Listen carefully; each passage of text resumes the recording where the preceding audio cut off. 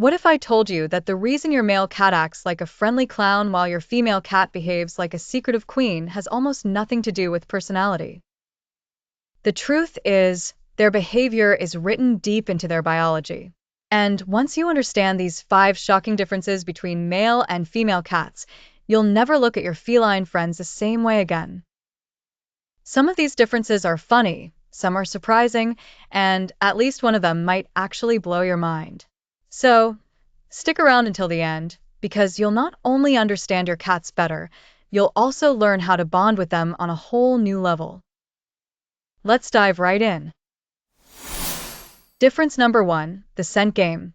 Chemical messages you can't see. Here's the part that most cat parents don't know. Your cat is constantly leaving invisible messages all over your home. Male cats, especially those who aren't neutered, are like little chemical factories. When they spray urine, it's not just to be annoying. Their urine contains a special compound that breaks down into sulfur-like smells, a kind of biological billboard for other cats. It basically screams, "This is my territory. Stay out." But females? They spray too, just for very different reasons. Instead of dominance, female cats often mark when they're stressed or unsettled by changes in their environment. It's less about saying, "I own this place," and more about saying, "I don't feel safe here." What this means for you. If your male cat sprays, neutering reduces that behavior dramatically and helps him stay calmer. If your female cat sprays, look for what's stressing her out, maybe a new pet, loud noises, or even furniture changes. Give her a stable, safe routine, and you'll see the difference. So the next time you find that unwanted gift on the wall or carpet, remember, it's not random. It's biology in action. Difference number 2, the territory wars. Cats are obsessed with space, but males and females see their kingdom differently. Male cats are like roaming patrol guards. They constantly check doorways, sniff corners, and patrol the house as if they're security officers on duty. This comes from their wild ancestors who needed to protect territory from rival males. Female cats, on the other hand, are master strategists. Instead of running around, they prefer the high ground. Ever notice how your female cat chooses the tallest shelf, the highest perch, or the window ledge? That's not random. It's millions of years of instinct telling her, "If I can see everything from above, I control it." In fact, in multi-cat households, it's often the cat who claims the highest spot that controls the social hierarchy, and very often it's the female. How you can help. Give male cats clear boundaries with separate feeding zones and lots of space to patrol. Give female cats vertical territory, cat trees, shelves, or window hammocks. When they have their sky-high kingdom, they feel secure. Difference number 3, the affection paradox. Here's a shocker. Male cats are statistically more affectionate. Studies show that male cats initiate contact with humans almost twice as often as females. They're the lap sitters, the head butters, the cats who greet strangers like old friends. Why?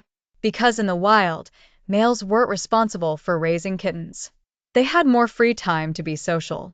Females, on the other hand, had to focus on protecting, nursing, and hunting for their young. That vigilance still shows up today. Female cats aren't cold, they're careful. They observe first, trust second, and then bond deeply once they decide you've earned it. And when a female cat finally chooses you, her affection carries more emotional weight than you might imagine. Bonding tips. With males, shower them with interactive play and affection. They thrive on it. With females, let them approach on their own terms. Their selective affection is worth the wait. Difference number 4, the big transformation, spaying and neutering. This is the single most dramatic change you'll ever see in your cat's behavior. For males, neutering changes everything. Before surgery, intact males may roam miles away, fight with rivals, and even risk their lives crossing roads in search of mates. After neutering, they settle down, become homebodies, and often live years longer because they avoid fights and accidents. For females, spaying eliminates those exhausting heat cycles. If you've ever lived with a cat in heat, you know the loud vocalizing, the escape attempts, and the pacing can drive both of you crazy. After spaying, female cats are calmer, less stressed, and studies show they even become more affectionate with their humans. And here's the biggest plus: spaying and neutering greatly reduce risks of certain cancers and deadly infections. So, yes, it's not just about behavior. It's literally life-saving. Difference number 5: social styles and play patterns. Now, let's talk about fun. Male cats are the entertainers. Their play is chaotic, clumsy, and often hilarious. They'll chase anything that moves and sometimes things that don't. They're the class clowns of the cat world. Female cats? They play with purpose.